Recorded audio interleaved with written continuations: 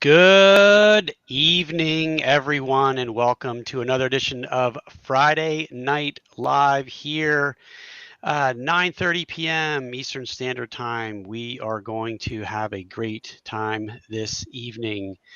You can see that I am joined yet again by folks from the Page crew. We are sans one member this evening. Our good friend Ed had a prior engagement, but that's okay. We're still going to have a barrel of monkeys. We're gonna have a barrel of monkeys, a ton of fun this evening.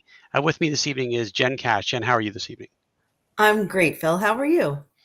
I'm good. It's Friday. Thank God. It's been a little rainy here the last few days, a little rainy and dreary here, but that's okay. Like I tell my kids at school, we have sunshine in our hearts. Yep. And it's really hot over here. It's like, I don't know, it's 70 something outside and the inside is like 80 something. But I'm nice and cool because I'm in the basement. So There you go. There you go.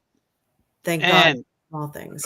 yes, It might be a little warm there, Jen, because you downed a couple of shots before it we was came on the just air when we one. were in the Stop it.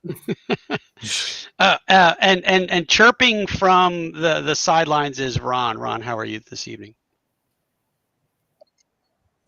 I'm tired. It's Friday. Are you sick and tired, or just tired?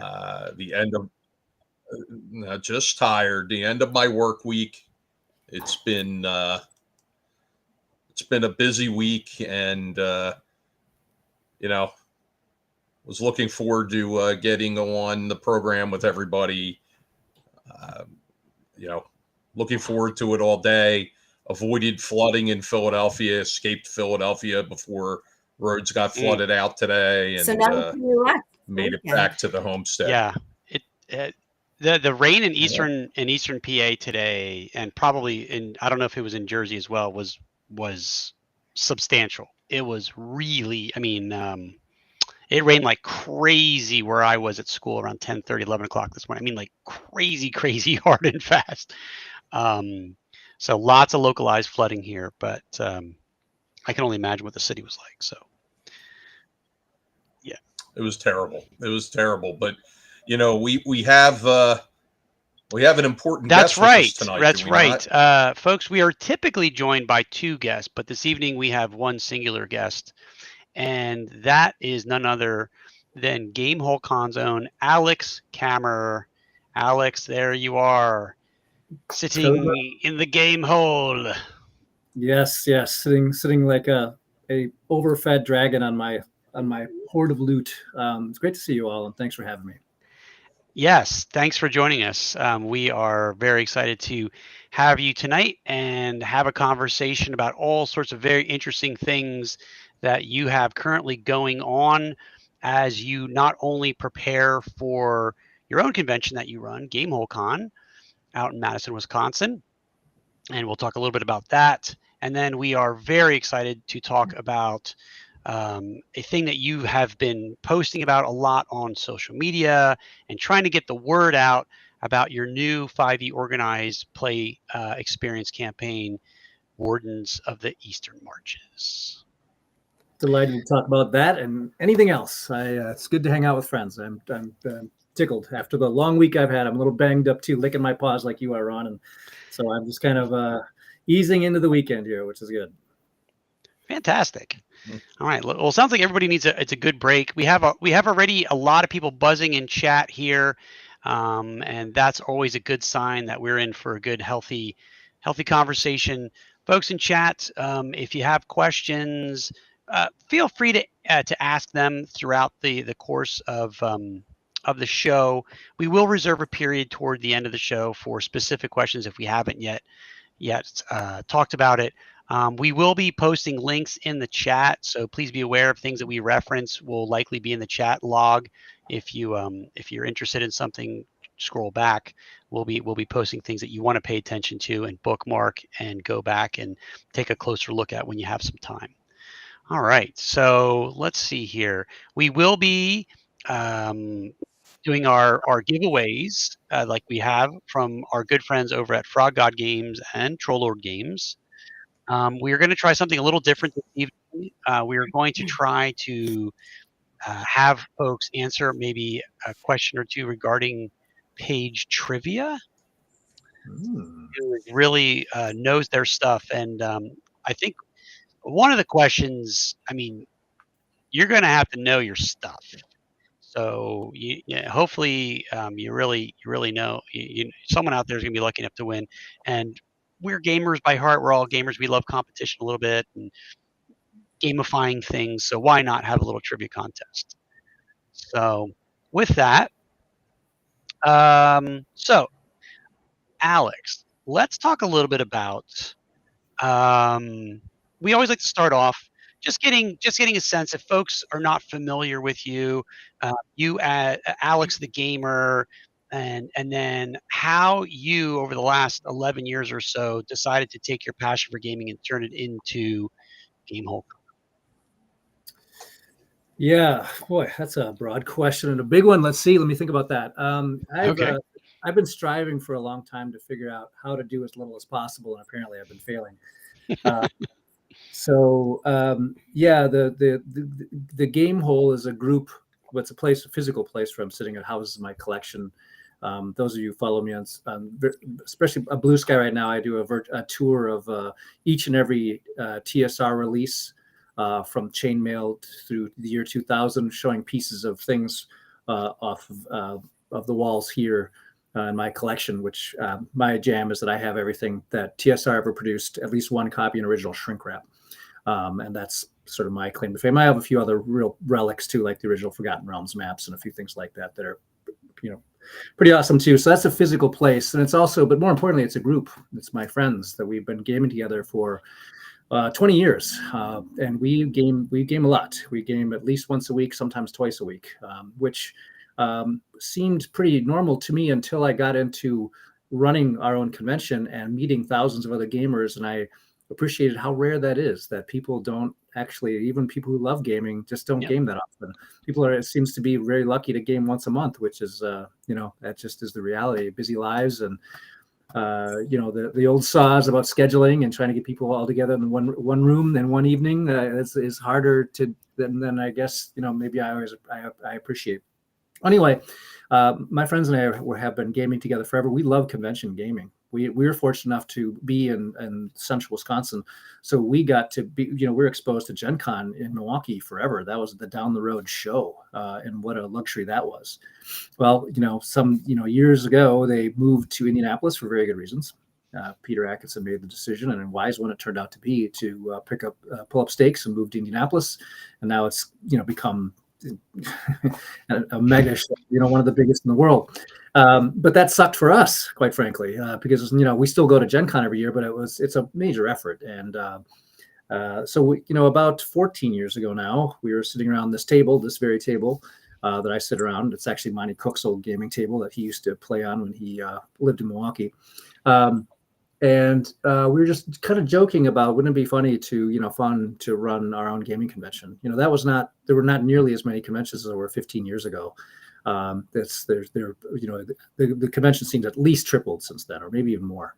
But we looked around the table, and we've got some pretty accomplished people that are around sitting here with various professionals and so on. And so we decided, what the hell, let's give it a run. And we are the Gamehole. We sit in the Gamehole, so we had to call it Gamehole Con, and also I think is a great name for us, because it was a very clear signal to everyone that this is not a commercial venture. that this is not something that, it's like, Kick-Ass Dragon Con or something like that, where we're going to try to Yeah. all the money in the world or anything like that. Our effort has always been to have a good time, to spend time with our friends, to support local gaming, and to celebrate the hobby. And so, and despite our best efforts, the convention has grown at an absurd rate, and it's become just this monster. Last year, we're nosed, I think, just we're very close to 7,000 attendees, and that's really a lot of people. And we're very serious about the way we try to curate the experience. So despite growth, that there are no lines, we're absolutely a zero line policy, plenty of space for gaming, not drowning out with noise and all that kind of stuff. But it's a big project, and it takes all of us, all 8 of us. We all have full-time jobs. There's no staff members or anything like that, no assistants. And you guys very well know, you find time as you can to do things, and it's year-round effort now, though. And again, as you very well know, that as soon as the last show ends, actually there's stuff already in works for the year, in play, because so many things will have to be in motion in so far in advance, especially with that many people in a complicated venue. And, we'll have probably 3,500 events, individual gaming events this year. I mean, it's just a lot of RPGs and board games and card games and all that kind of stuff. So anyway, that's is as best as I can answer, and not drone on and on that question, Bill. But I hope that's And I go to Gamehole Con. I love it. I drug Ron there kicking and screaming last year, and I was playing it up. I was like, you're gonna love this convention. It's really special. It's RPGs. A little bit of Magic, a little bit of board gaming. But if you're an RPG person, you've come to the Holy Land. And I really appreciate the convention, because I feel like of any other convention that I've ever been to, Gamehole has the feel that we, the page folks, are working toward to get to have other folks, if they can't make it to Gamehole out in the Midwest, have that experience on the East Coast. I personally feel like, I can't speak for everybody, but I personally feel like Gamehole is sort of like our sister convention to a certain degree, because of our joint philosophies as to like what we're trying to accomplish and what we're trying to provide. We're set up as a 501c3. This is not for the money. This is not for the glory or anything like that, the prestige. It is about just sitting down with like-minded folks and getting your game on. And sometimes that's not the motivation of other folks that are running conventions. And I feel like, I mean, for me, I was doing it for the women. Okay. But are you sure you didn't do a couple of shots there, Ron, before you sat down? Yeah, no. That was Alex Lifeson's famous quote, like, Rush is the nerdiest band ever. So, of course, my favorite rock band of all time, because they have overly complicated music and overly complicated lyrics. And some reporter pluckily asked him, so what do you do it for? And he kind of cheekily answered, I do it for the chicks, which is obviously not true. So great answer. Yeah. Well,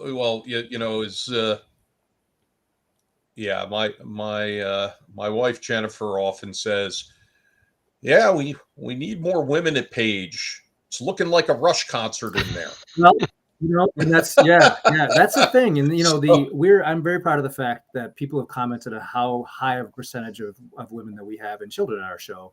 And it takes effort, and you guys are really on the right path. I mean, I came last year. I was very impressed with your culture, the approach, and you're going to get to all those things. And it just is, I remember being a young guy going to Gen Con and seeing all this gaming, seas of tables, and thought, how the hell do I even get in one of those games? Do I even dare? It seemed like we don't, since we are in gaming conventions all the time, I don't think we sometimes appreciate or realize that the barrier to entry, that it's not obvious. It's an intimidating scene. And to try to make the user experience such that first of all, it's very clear that everyone's welcome. Like we want everyone who wants to game. That's the only you just have. If you're a gamer, please come and celebrate with us, and then try to make the process easy as to how to get into a game and find like-minded people and find the kind of game that you want, and try to. And I've had to work with my own guys, man. We're working on our website about.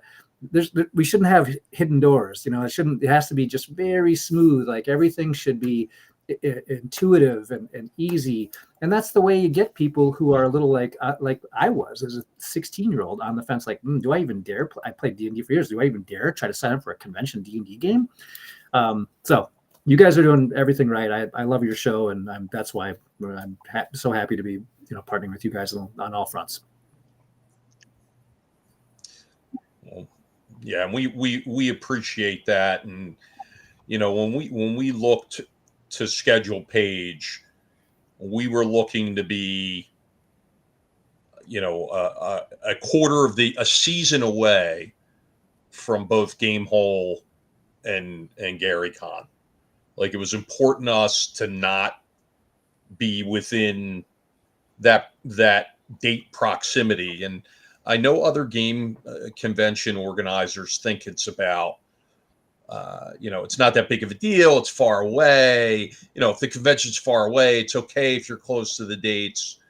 And that's just not true. It's just not true. Every time you force somebody to make a decision to convention A or convention B, it's a bad deal for your convention if you're forcing people to make those sort of decisions. And we've seen it in the Northeast. We've seen some impacts on different conventions. They're just climbing all over each other date-wise, and it has hurt some of the conventions, even though they're like, oh, well, New Jersey and Massachusetts, they're not close, so shouldn't be a big deal. But, for the travelers, okay, the traveling convention hobos that are out there, it is a big deal to them. And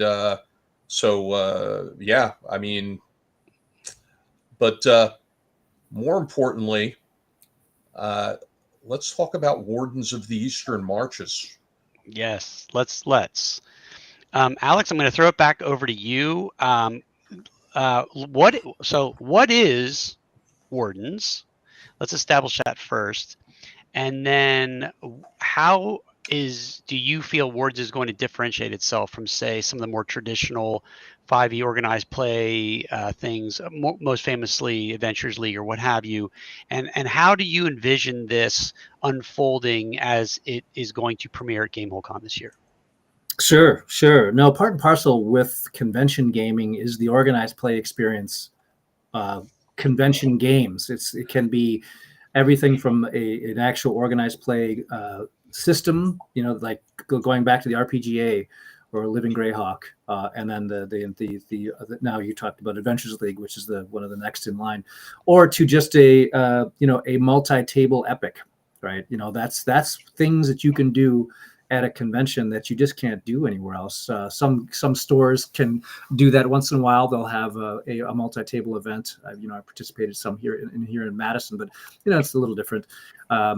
So I see organized play as being a very important part, a very important leg of the table that supports a convention, because back to my original comments about accessibility. And openness and the opportunity to play.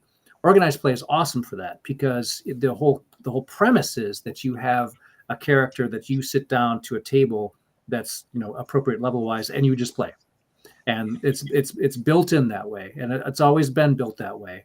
And so that is it's the easiest place for a new convention gamer to go try a convention game.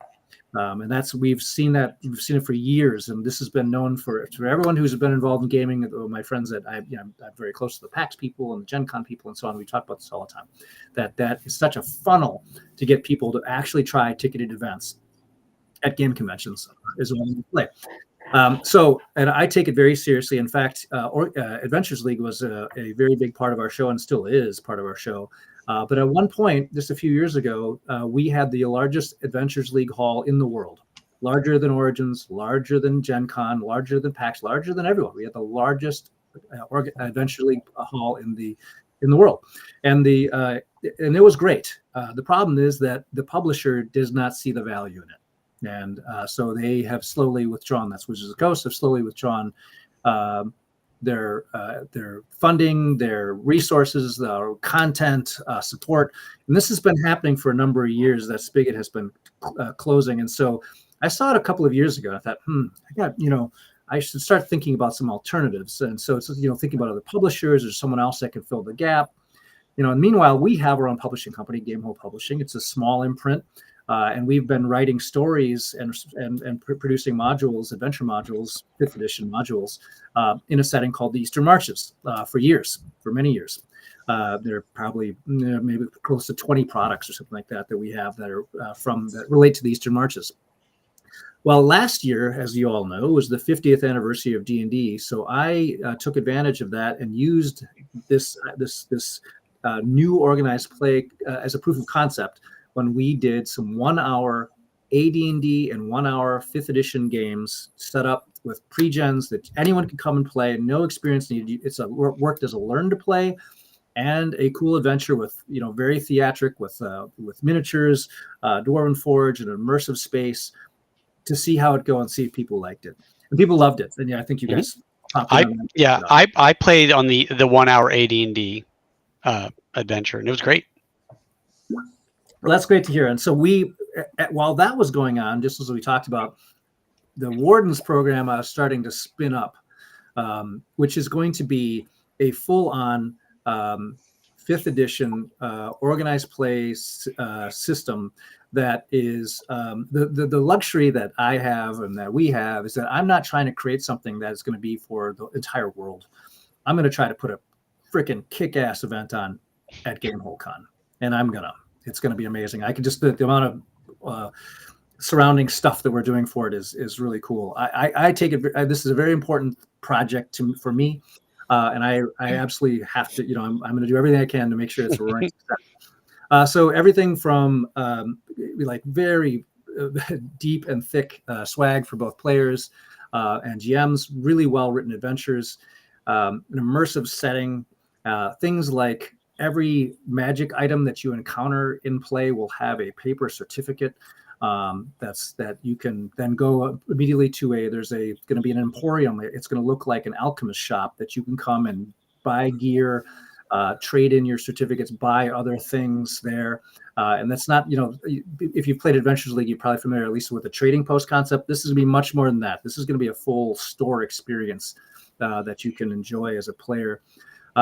And so I'm also making it, because it's just for us and then for you guys, we can take out some of the wonk of it, because Adventures League was trying to be everything for everyone and everywhere.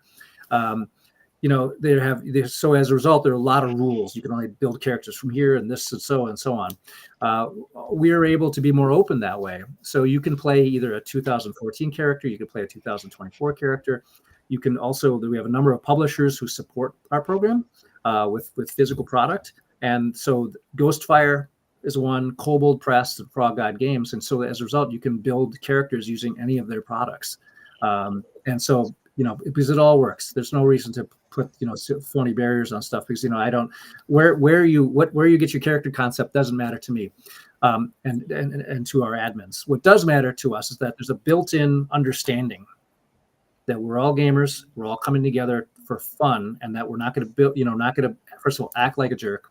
That goes without saying, but also don't, come with a character that's obviously going to be disruptive or silly or game breaking, And so our DMs will still have the fiat and the ability to say, no, you just can't play that. Go grab one of our pre-gens. But I just don't think that's going to be a problem. We just have not had problems like that at our show ever. And I expect that our players who are going to come and enjoy the Wardens experience are going to come and they're going to have a really cool character that they really want to play. And they're going to be able to play if they want to play the whole weekend. They can ascend to 10th level and get an alliance ring, physical ring that shows their alliance that they're part of. And that's I should also mention that. Yeah. One of the big things of Adventures League, one of the promises that never really was fulfilled, was the faction system. They had very cool factions like the Harpers, for example. Most people are familiar with that, or the Emerald Enclave, and so on. It never really worked and eventually it never really had any impact. It was kind of just you could associate with them, but it never really had any impact, and it never certainly had anything to do with the narrative of the adventures. Well, that's not the case with Wardens of the Eastern Marches. There are 6 alliances. You have to be a member of alliance. You have to choose a member to be an alliance, and that has very specific benefits to players, both physical to the player. Us, we get stuff, physical things, and then your character gets all kinds of stuff. And also it helps direct narratives. And then when we all get together on Saturday night for the epic, the events of that night, however that goes, is going to have a permanent impact on our setting. There'll be a new dot on our map or something like that. There are all kinds of things that could happen at that night. We want to world build together with our authors and our players. So that's what, we have the luxury of doing that because we are, a smaller effort. I'm not trying to, picture, what does a game group, what is a convention in Indonesia? How do they, what does that organized play system need to look like for them? I can just do it for my convention and also then port for example, for Page, which is going to be great. You guys are, your timing is incredible. That the fact that you're, months later in the calendar, we can take our complete season 1 and bring it right to Page, and that's going to be awesome. Yeah. And that's how we envision it. I know, Alex, you and I have talked about this, and we're going to continue to talk over the months to try to refine our process and yours as well. And Ron and I will be out there in Madison with you, and I'm going to be running a couple of games. I literally just got, I think it was yesterday, my confirmations about about DMing some sessions for Wardens. And check that out, dude. This is the first time in the history of organized play that our entire catalog of content has been completed 4 months or 5 months before the convention started. That's never happened before. Usually this stuff gets dropped on DMs the week before, right, or night of, and say, hey, can you run this? It's unfinished, not edited. 100% complete, laid out, everything's done. And that's, I'm painfully Swiss German. My friends know that, and that's how I run things. And so that's why, and everyone's like, oh my gosh, you really have to have it done this early? Yeah, I want our DMs to get the full, like, you fill whatever games you signed up to play. You will get those adventures on August 1st. So you have 2.5 months to prepare, because we expect our DMs to be perfectly prepared as well as they can be. So if they want to, hand draw maps, if they want to, whatever they want to do, I want to afford them the time to make sure they put on a great event for the players. I know as a DM, if I have time to prepare, I can put on a better game. It's just axiomatic. It's simple. And if I'm given something 5 days before an event or the night before, that's crazy. I'd like to think I'm a pretty good DM, and I could probably pull it off and do a passable job. But let's not do passable job. Let's do excellence. Let's be magnificent. Let's put on a real show for people, so people have a real memory from that table and that night. Yeah, and that way it takes some of the stress away. If you have time to practice. Yeah. And it's funny. You said something there, and I laughed, because if I had $1 for every time someone, whether it's a special guest or if it's a vendor or a game master, says, why are you insistent upon being so far out in front of everything when organizing for Page? And I'm like, because we want it to run smoothly. We're not looking to fly by the seat of our pants. So you got to be out in front of things. You have to be organized, and you have to be ready to go. Jen, what other questions do you have for Alex, or comments? Yeah, I was just wondering, out of everything you've collected, what is your favorite? Oh my gosh, that's like picking a child, oh boy. Oh gosh, it's hard, first of all, to have the original Forgotten Realms maps that Ed Greenwood sent to TSR, and that hung in Jeff Grubb's office, and then birthed all the awesomeness that is the Forgotten Realms for everyone, and have that hang on my ceiling here. It's hard to not mention that. but I have a few favorites of mine that aren't particularly collectible. Like I love my favorite adventure is Tomb of the Lizard King, just because I had so much fun running it for my friends. It was just such an epic experience. I mean, it's like just, one of those dented into my brain. I love it. And it's not a particularly, well-known or lauded adventure, but I love it. So I have every printing of it in shrink wrap and, all that, because it's just, I love it. That's one of my personal favorites. I just got something interesting in the other day. That's pretty cool. I am not a Magic the Gathering player particularly. I mean, I play and I'm, preferably, I remember it happening, and I really wish I would have bought a few cards back then. But anyway, I got back in 2016 when 5th edition Dungeons and Dragons was really taking off for Wizards of the Coast. WotC commissioned a special card called the Dungeon Master, and they printed 4 of them, 4 total. And one of them has just entered into my greasy little clutches. So I'm very excited to have. Yeah, I'm very excited to have one of these ultra rares, because I just so I am clear about this too. Everything that I have, that I'm looking at the stuff all around me. My goal, hopefully, is that we'll have a unified Dungeons and Dragons museum someday. And I'm talking to others who are, collectors of that are of a like mind, and we're actually thinking about locations and how to set up a board and how to endow it. This is why I have multiple copies of things. I would love, it's always been my dream to endow a museum with a perfect set of everything that TSR ever made. Here's a perfect set, and then, because this is, I think these things should be shared, should be treasured, and should be kept forever. It's part of not only, our history, but it's so impactful on Western civilization, quite frankly. And when it's only been very recently that we've thought about these things in the historical context. Unfortunately for people that, like my friend, Bill Meinhardt and people like that who've been out there, who've thought of these things and been thinking these things the same way separately for years in our little pockets around the globe, now know each other and we're working together. The conservation aspect is extremely important to me. Yeah. Well, you open that museum and I'm going to drag my husband. Yeah, absolutely. Well, I hope so. I mean, why wouldn't it be a destination? If there was a D&D museum in, let's say, Chicago, how awesome would that be to just have that there to be as a stop and along with all the other things. Yeah. Or DC or some, major, metro area. So it's accessible. It's just a question of cost and, real estate and all that. We're just in the early days of trying to figure that out. So hopefully John Peterson's involved. It's going to be really interesting. Yeah. Interesting. I just, he did a great interview, John, the other day on a podcast. I forget who it was. But the scholarship, and I know John well. I know John is a scholar of role-playing games in general, but the depth of his scholarship is people will ask me to sit on panels about D&D history, and I always feel like such a dope sitting next to people like him and a couple of these other people. Like I know a few things, but my gosh, you're absolutely right. The detail and the depth of their recall and command of the material.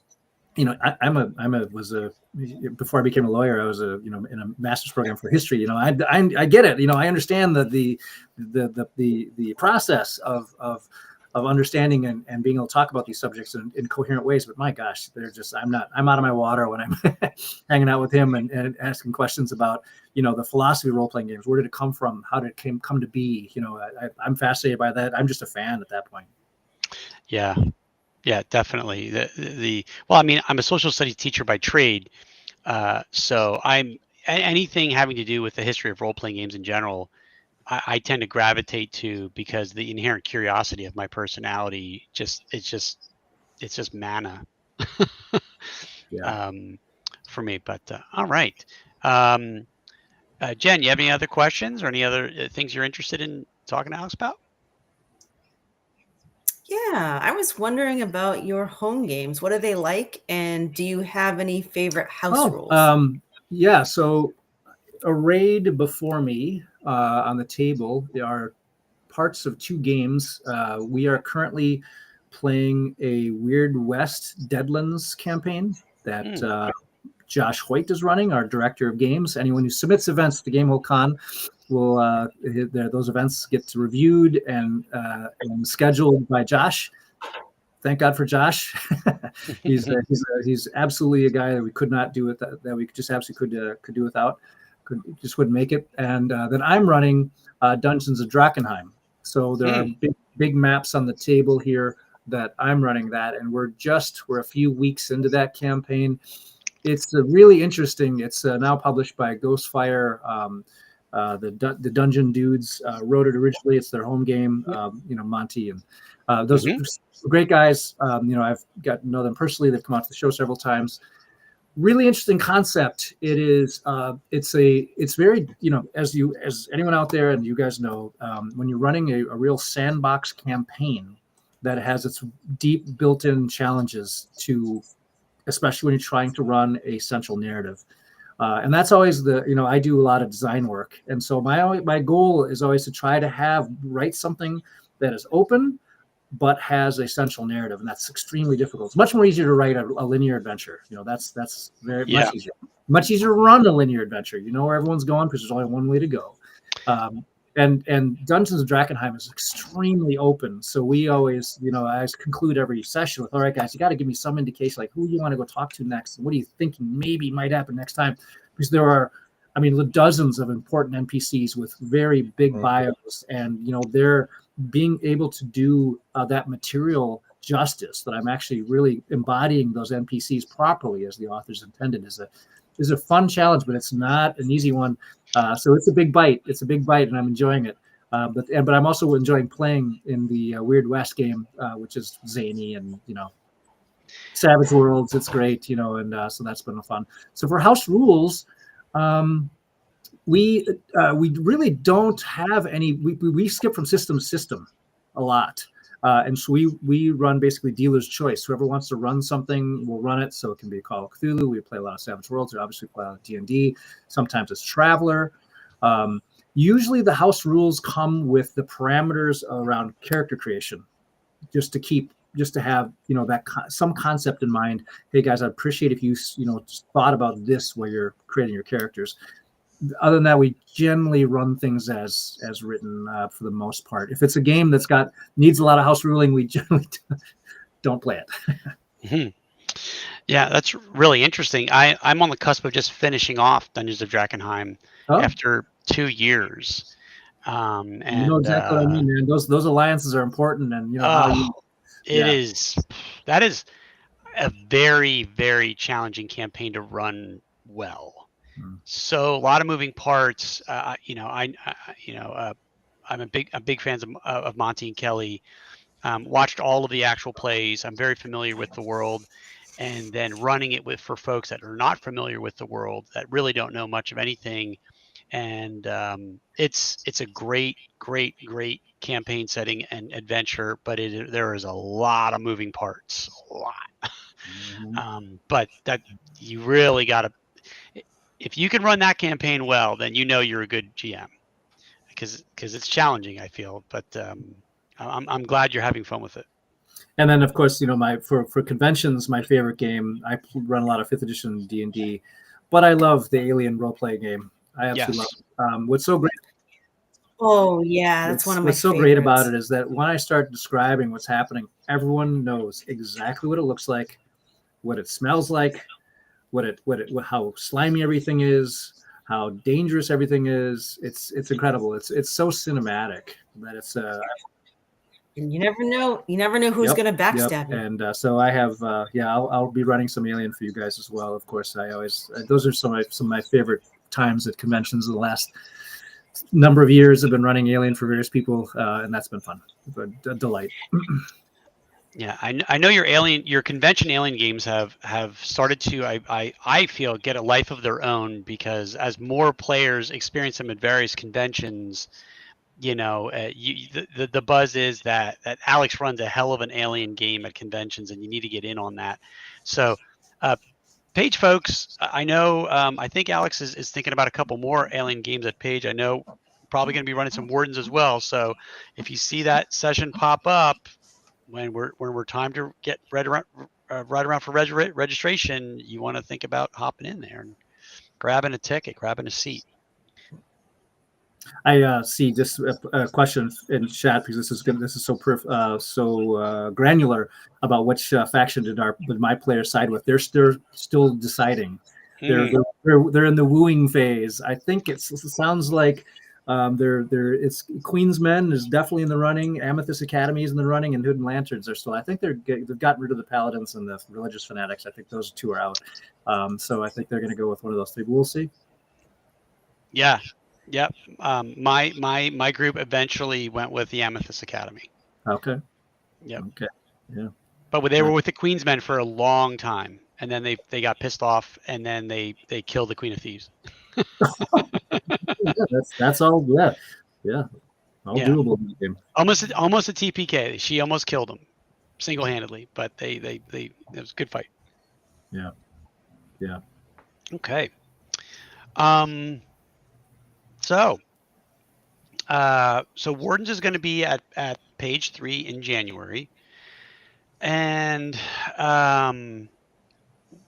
the interesting thing I'm going to be really interested in is, well, seeing how the program unfolds at Gamehole itself. So not only will it be running, but I'm going to be taking mental notes and physical notes to try to make sure that we can deliver the quality of a program at Page as you hopefully will be able to pull off at Gamehole. And of course, going forward for both of our conventions and any other convention for that matter that is lucky enough to be able to hook their wagon up to this program, ironing out the kinks, right? There's probably going to be a few kinks here and there so that we get it right, and we making sure that we're running it for the folks that because I feel a lot of AL folks are they're gonna want to hop in and say, well, I'm used to Adventures League. Let's see how this plays itself out.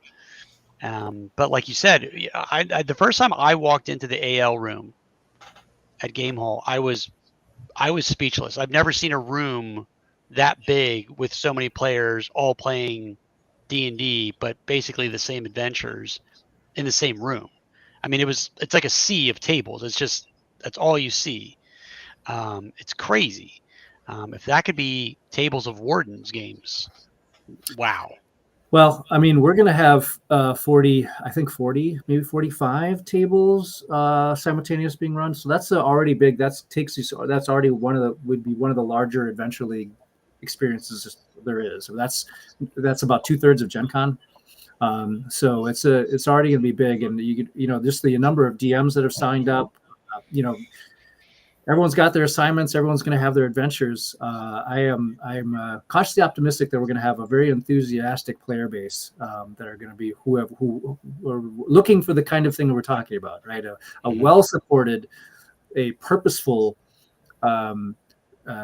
cool, fun experience with that's well-supported and really well thought out convention experience. And the organized play doesn't have to be a throwaway experience. It doesn't have to be something that's a cheap marketing gimmick as it's been done for so many years.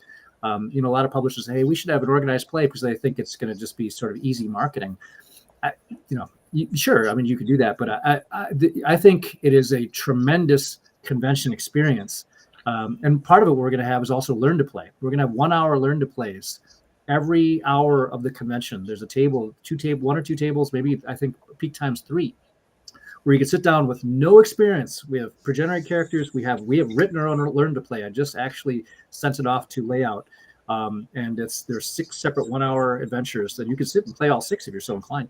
But to get lots of experience with playing D&D first in a very easy and comfortable setting, and then if you want, jump right over into Wardens or anywhere else, because I think that's important too, to have true learn to plays with really thinking like, okay, this is my 13-year-old kid who's never played D&D. What does this look like? I want to make sure that those people have a place too, and they can find their people, and they can learn this wonderful hobby. Great. Alex, in the chat we have a question. Are all the Wardens games 5e, or did I hear Alex say they will run AD&D also? And then Troy Allman responded he thinks they're going to run AD&D also. That's not correct, right? It's all 5e based. It is. It is. We last year when we did the 50th anniversary, we had AD&D versions. I am thinking though about another system, and I'm not gonna. I need to get a little more. I need to get it actually a little more finalized. That'll be not for this year. This year it's going to be 5e only offerings. But in 2026, it's stay tuned. I think we may have run a parallel track of a different but popular game system that would be wonderful for organized play and wonderful for our setting and wonderful for Wardens. But for year one, we're gonna one rule set's enough for us to start off with. I don't know about you guys. I heard Alex say Shadow Dark right there. Did you hear it? I heard him say Shadow Dark. I was thinking it. No, he said Castles and Crusades. What are you talking about?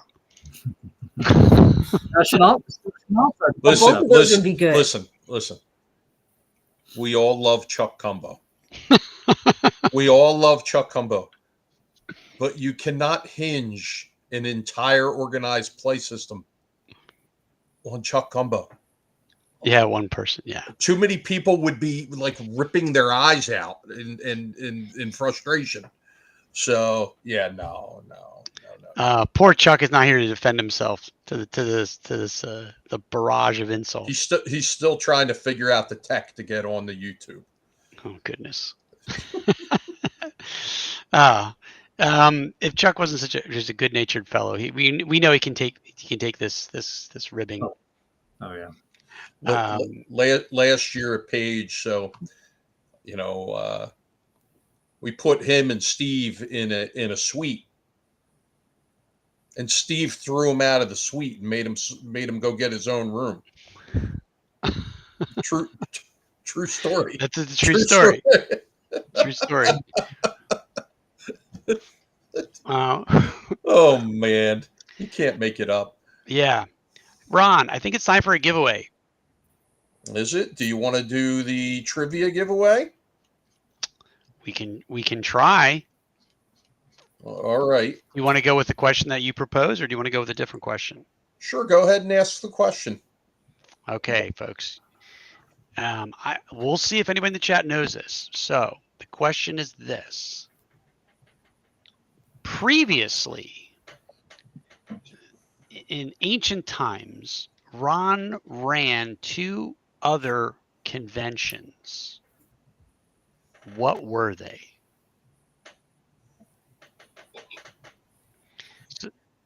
Well, that's a hard one. I think it's hard too. It's because most of the people in the chat weren't old enough weren't even born yet when a couple of those conventions ran. Listen, I know you're a fossil, but I don't know if you're that old of a fossil. All right. So here's what we're going to do, folks.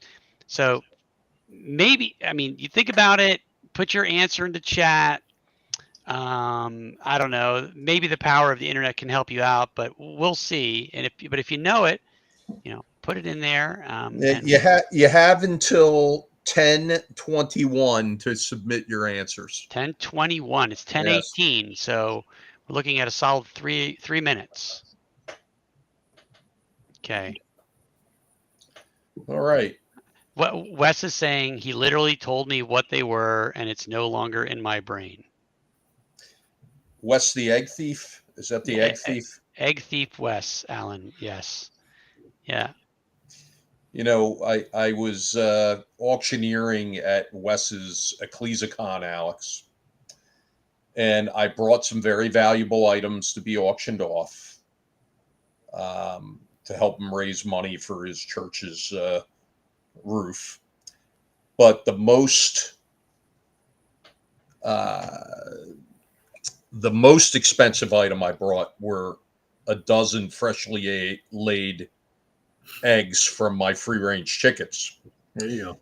And when I started the auction, I was looking around for the eggs, and the eggs were nowhere to be found. No one could find the eggs. And what Alex had done with them, or and Wes, then what Wes had done with them, and eventually They were found in his office above the church. He says, I mean, maybe he wanted an omelet. he says he was framed, but I don't know how we would get into his office to do that. Well, those, obviously we all know the value of eggs. So yeah. I see Elise Paxson saying he was framed. Elise, you are part of my game group. You need to be loyal to your game group. All right. There we go. Framed. There it is. He claims he was framed. So here we need to have a contingency plan. So if no one is able to get that answer, we need to have another question. Maybe something a little bit less arcane and difficult for our friends out in the audience. So we're going to wait for another 60 seconds or so to see if somebody can hop on and get this question right. If not, we'll have to think of something off the fly here. If we want to keep it page related, we got to make it at least, I'm trying to think. There are people who know the answers to those, to that question, who are game masters at Page, who are players at Page, so people are Googling frantically. The problem is none of them know how to spell my last name. So they're really having a hard time. They can't, even if they think they know how to spell it, they can't. Yeah. Yeah. Well, how about being a person where your name is actually on a keyboard? Oh, yeah. Your name is on a keyboard. I didn't think about that. The, Ryan Morgan says Jersey Con. Is that one of them? Do we have a buzzer sound? Do we have a incorrect buzzer sound? Yeah. I think we've hit the time limit. We'll save that trivia question for another time. Sorry, folks. Okay. Well, there's Brian Keena. He should know. He's a local guy. He says, yeah, but he forgot. It's because it's 35 years ago for one of them. Right. 35 years is that's the years it's still a long time. It's the years were still counted in 19s 35 years ago. You have to remember that. Yeah. And I'll say our big anchor vendor at that convention was the Armory. The Armory. Okay. That doesn't mean anything to me. But maybe it means something to someone out in the chat. It means something to Alex. Max Lippman came to the convention himself personally and then disappeared because it was held in a resort town and he just left his table unmanned for an entire day on Saturday. That sounds on brand. Yeah, exactly. So Gordon Frazier says, I don't know the name, but there was a convention in Philadelphia, but Tim Hildebrandt was there. No, that wouldn't be correct. That would not be the convention. But we're going to move on. We're going to move on. We're not going to spend time beating that horse. So you could give it to someone who could tell you when the first organized play product was actually ever published, which was for, of course, the RPGA, R1 to the Aid of Falks. What year did that product get published? And people are surprised by that year. I think people think, I don't know, but it's... Sorry. That is a good question. That's where it started. That's where all this started. Frank picked up that program at Gary's behest and started running, real organized play. And they published actual exclusives for RPGA members, which you all know.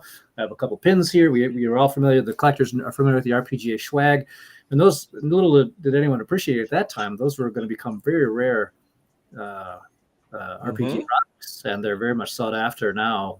The RPGAs and the R series are all difficult to find, especially in good condition. Yeah.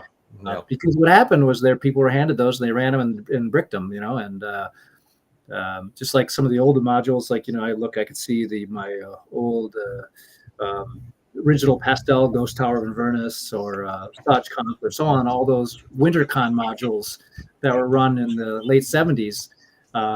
People were handed them, they ran them, and most of them got thrown away, and that's why those are ultra rares now. But yeah, R1 to the Eight of Fox is the one. That makes me think of a question.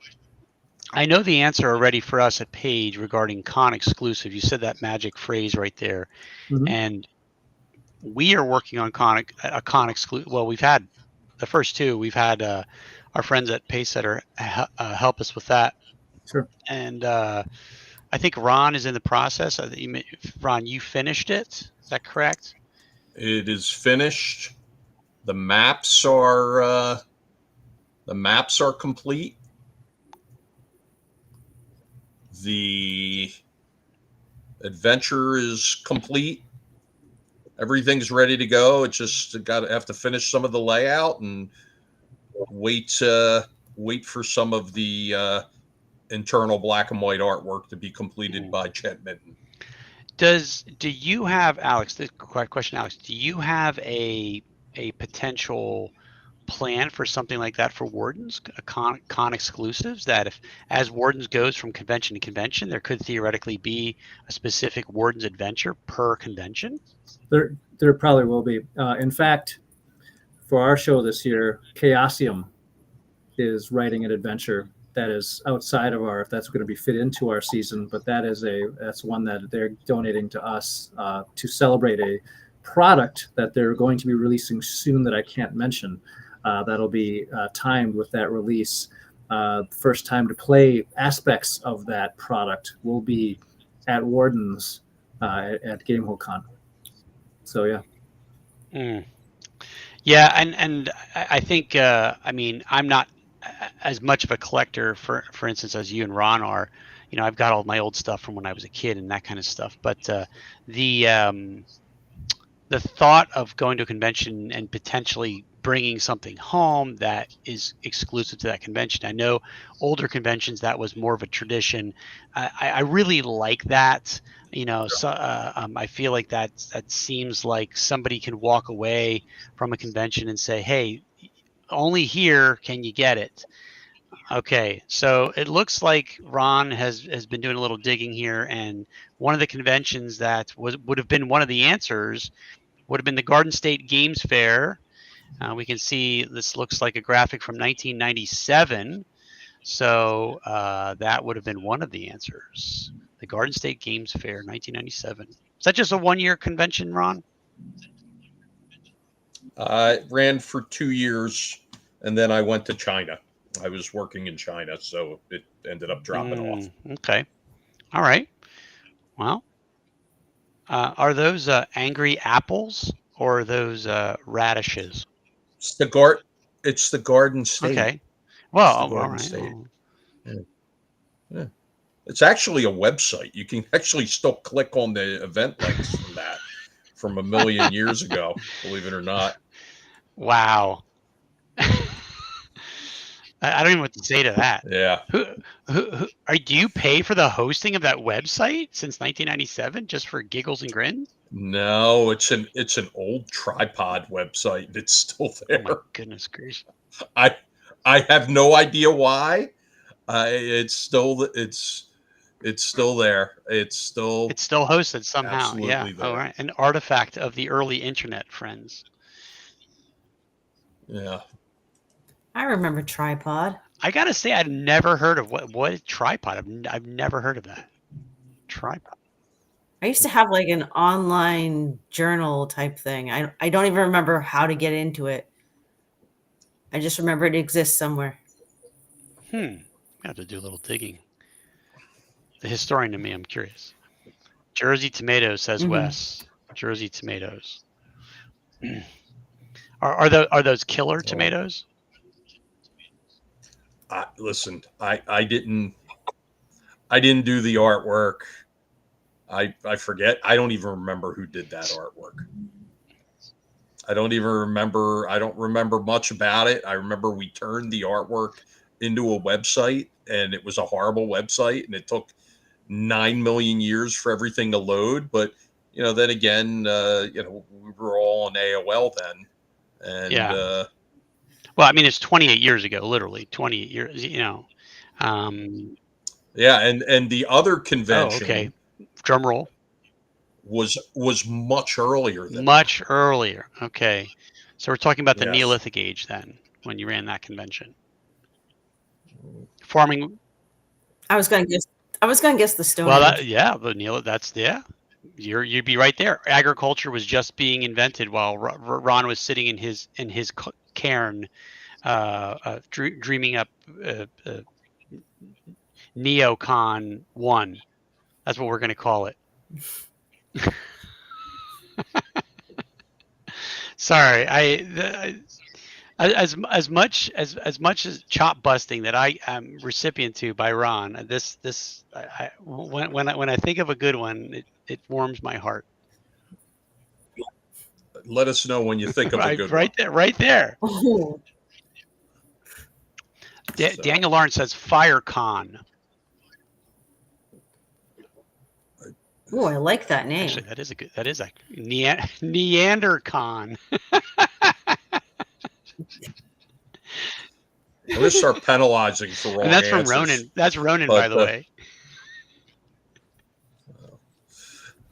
So let's give away one of these things. All right, sorry. Joking aside, folks. All right. Who are you thinking, Ron? Who is our lucky duck this evening?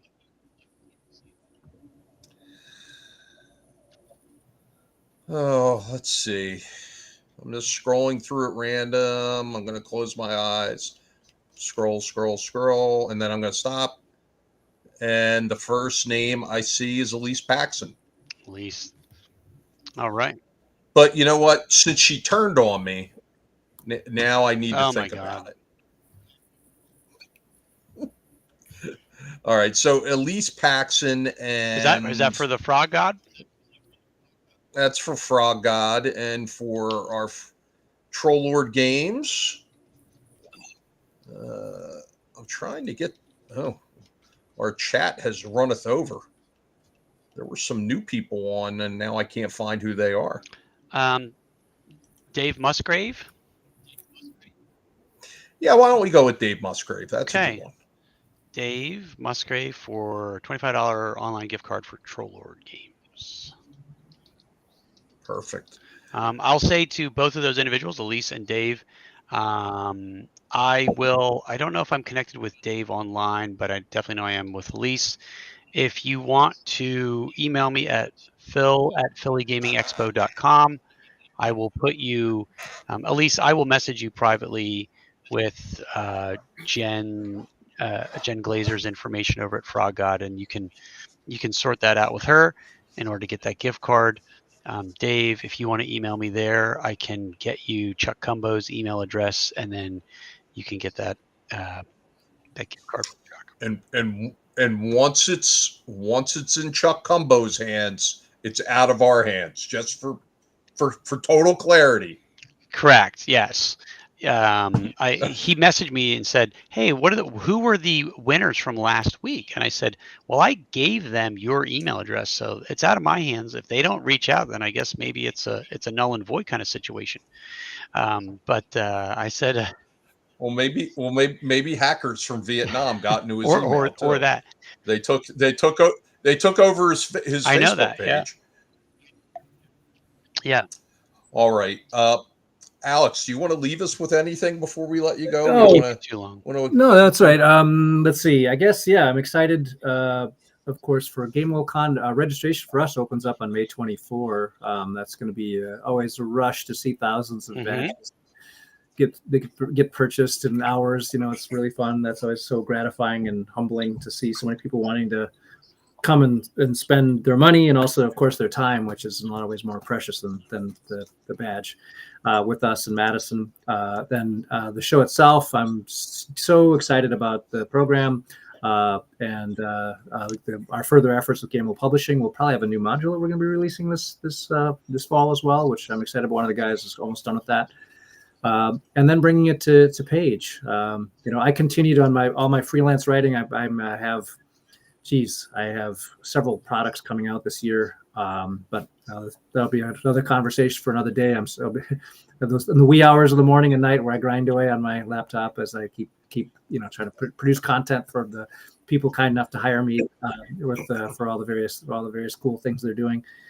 So yeah, man, it's great. I'm starting to figure out what I'm going to do when I grow up. I'm getting closer. I feel like I'm getting closer. Aren't we all? Yeah. Ron, could you do us a favor? I saw you threw in the generalized web address into chat for Gamehole Con.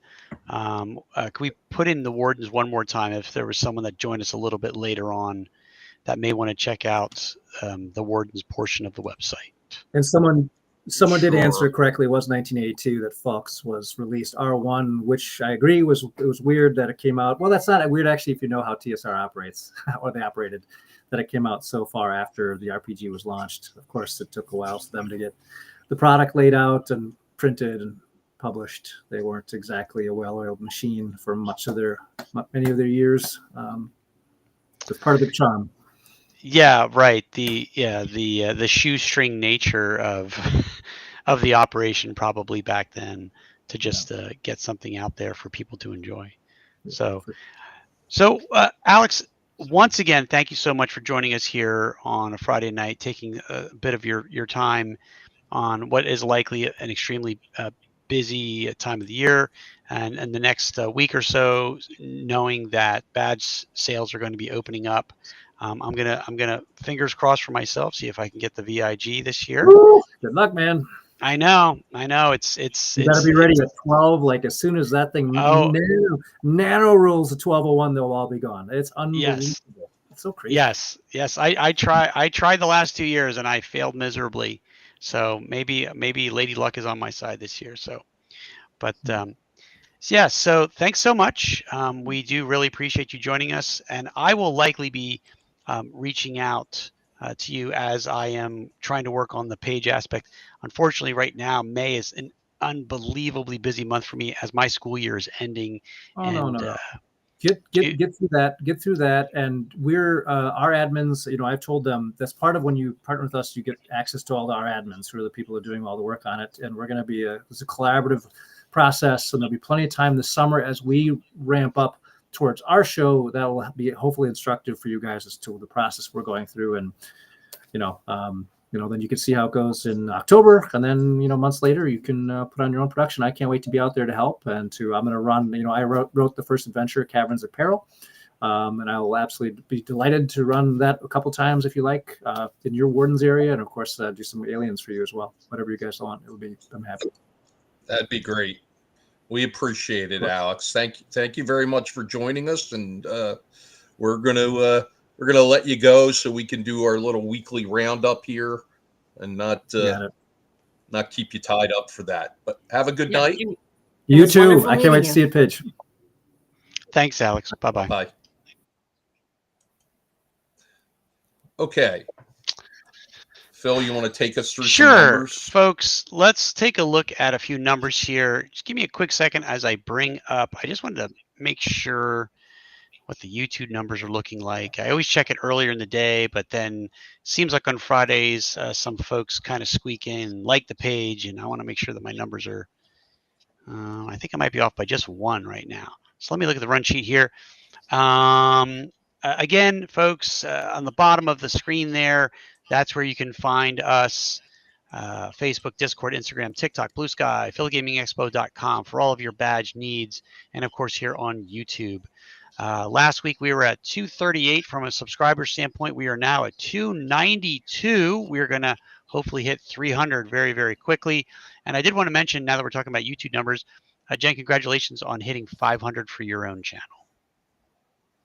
Oh, thank you very much. That's great. It's I think that's like a magic number, like the 500. It really sort of feels good to get that 500. I feel so. Oh yeah, it That's definitely great. does. That's great, and congratulations again. You got it. Thank you. Let's see. I checked earlier today. Registration. We are in the low 500s right now for badges, which again puts us well ahead of where we were last year at this time. So the show is continuing to shape up. And again, I know we've got a lot of regulars in chat. I'm certain that all of you folks are squared away with your own badges. If you aren't, what are you waiting for, folks? You got to hop on in there and get your badge. Spread the word. We would love to keep those numbers juiced. Events continue to roll in as we are sitting here in real time. We had 4 events just roll in. Event applications roll in here. We get the emails, and so people are continuing to submit events. I don't know where we are with totals yet on events, Ron, but I mean, by the amount of applications that I see roll in, it's a lot. Yeah, we're still sorting through them all. We're still sorting through all of the seminar and panel ideas. And obviously a lot of the game schedule will be built around the seminar and panel schedule. So we'll take a look at that. And some people are chomping at the bit to start getting getting into individual events. We still have a little ways to go before we allow the gold badge holders their 10 days of exclusive event registration. Yeah. How many total badges do you have? Like in total? When you say in total badge types, or you're talking about the quantity of badges? Like if all badge types were added together, how many would you have? Sold so far this year? No, in total. Other than the gold badges, we don't have a hard cap on the badge totals. We do for the gold badges, but for the 4 days and for the singular day badges, sky's the limit. Unless we start violating some fire code. No, we have plenty of room. Good. We have plenty of room this year. Yeah, so we don't have a hard cap on badge sales at this point in the growth or the life cycle of this convention right now. We have plenty of space to have a massive amount of growth before we would even have to consider doing something like that. I know much larger conventions, of course, they cap it out because of things like so much demand that it is now becoming a concern about too many people in one spot all of a sudden. But right now, I don't think that's a concern for us. So we are just we're going to try to sell as many badges as we possibly can. Awesome. Ed Lopez in chat asks, is there a goal you're looking to hit based on the additional space you have next year? If you're talking about badge count, maybe that was exactly what you were asking about. We just answered that question. Yeah, I mean, I would like to see us in the 2,500 range this year. Yeah, that's true. Yeah, and for context, let's see, last year was 1829, and year one was 1140. So you can see from year one to year two the trajectory that we're on. I think we'll easily hit 2,000. I know last year, again, Ron and I last year before page 2 talked a lot. Where do we think the badges were going? Let's turn the clock back a little bit to, like, say October, November of last year, while badges were coming in, and we were saying to ourselves, well, we're gonna hit 1,300. We're gonna hit 1,300, and then in the span of, like, you remember that, Ron? It was like a week or two there where it was like an avalanche of badge sales. Yeah. They just came in like, oh, we're gonna hit 1,500. Wow, this is amazing. And it just the fire hose just kept going. Yeah. And we were starting to think about, is it even possible we might hit 2,000? Well, we didn't, but 1829 is pretty good. I think we would have, based on the numbers from the first year, if the threat of snow hadn't crept in on Sunday. Because we had, I couldn't believe the number of single day Sunday at the door badges we sold year one.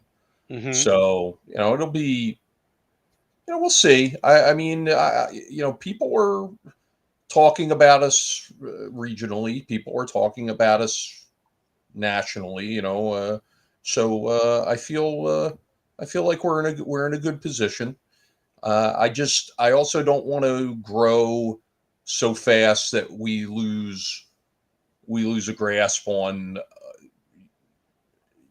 who's attending, and I don't want to lose that family style atmosphere that we have either. So right, let's see how it goes. Let's see how it goes. So I think that's if Alex was still here, I think he would tell us the same thing about Gamehole. I know that's a huge concern for him, worrying about too much growth for the convention and losing what makes his convention special. And I think as we go, that'll be our goal as well. Brian says so many people left early this year.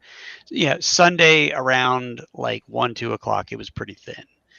But we had some pretty significant snow bearing down on us. mm-hmm. I did have to drive in that, and it was not fun. So I can understand why a lot of folks decided to cash in their chips early and head home, because the whole convention center was shut down.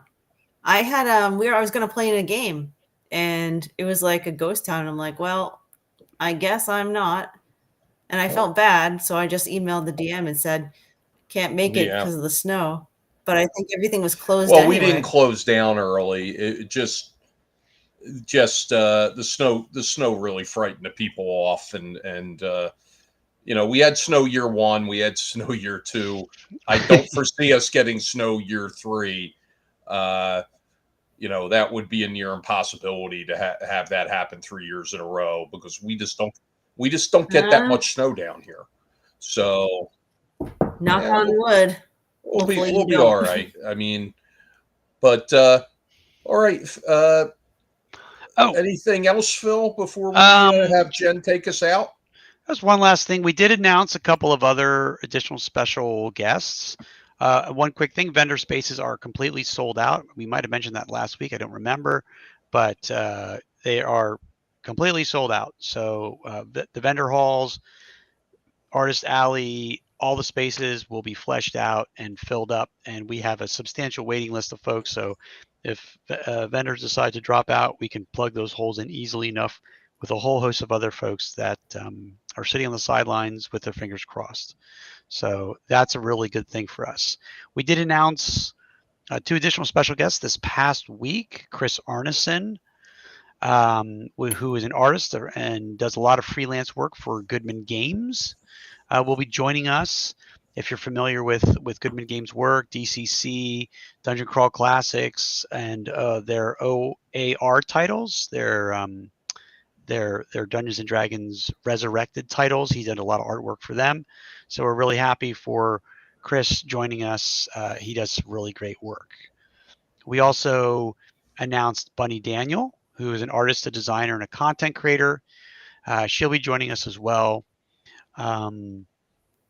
I will say one particular piece that she has created is Unnatural Selections, which, if you're not familiar with that, was one of the first large third-party supplements for Shadow Dark, and is routinely mentioned as one of the best ones out there.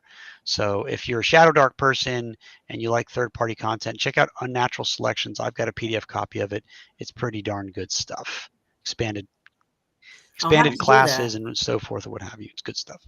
Okay, we also announced Mike Nistel this week. Oh, Mike Nistel as well. Sorry, Mike. How can I forget you? Sorry, I was scrolling through. Yes, we like Mike. Mike's a good guy. Mike is also, well, we're talking about Mike, is just on the cusp of launching his own system that he calls Nuked, and we want to get that word out there to everybody and support the creators and our special guests, their projects, their Kickstarters, or what have you. So check that out. It is in on the Facebook page. If you scroll back, look back a couple of days, you can find it there. And Ed Lopez is cursing us. He's jinxing us. He's saying Blizzard of 2026 incoming. No. They say three's a charm, but we're going to hope that that's not true. So Don't forget, I have to drive in that. Well, not me you have to personally, be but in a passenger. my husband has to drive Yeah. 6 hours. 6 hours. Please don't let it snow.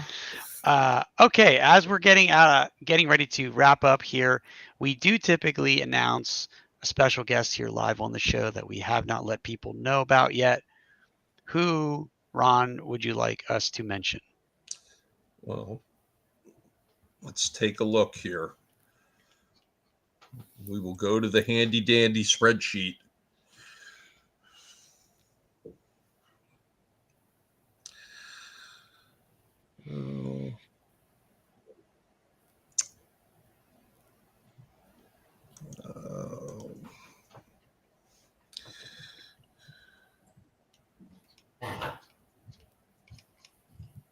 While I'm looking this up, why don't you tell everybody who the guests are for next week's show? Next week's show. Oh, you're going to force me to go back and look. Well, you just asked me to announce a special guest with no warning, so yeah. Turnabout is fair play, is it not? Fair enough. Let's see. That would be 5:30, I believe. March 30th. No. May 30th. May 23rd. May 23rd. Okay, I'm on the 30th. Let's see. 30th. Do you know where you are? You know what day it is? Okay, there. I found it. 23rd. Mr. Baron DeRopp will be joining us with Troy Ellman from Cannibal Publishing.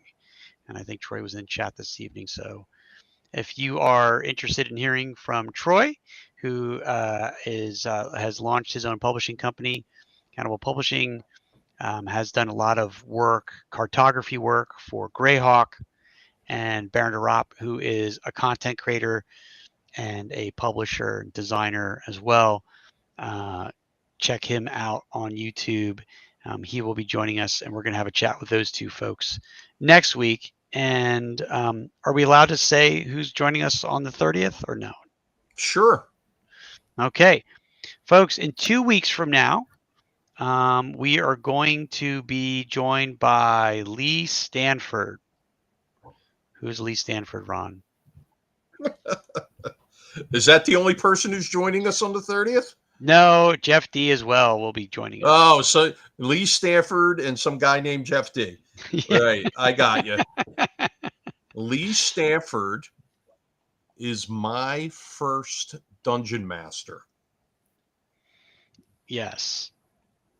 So from the ancient annals of South Jersey history emerges the tale of a young Ron and a slightly older Lee as they come together to form an intrepid band of adventurers to slay monsters and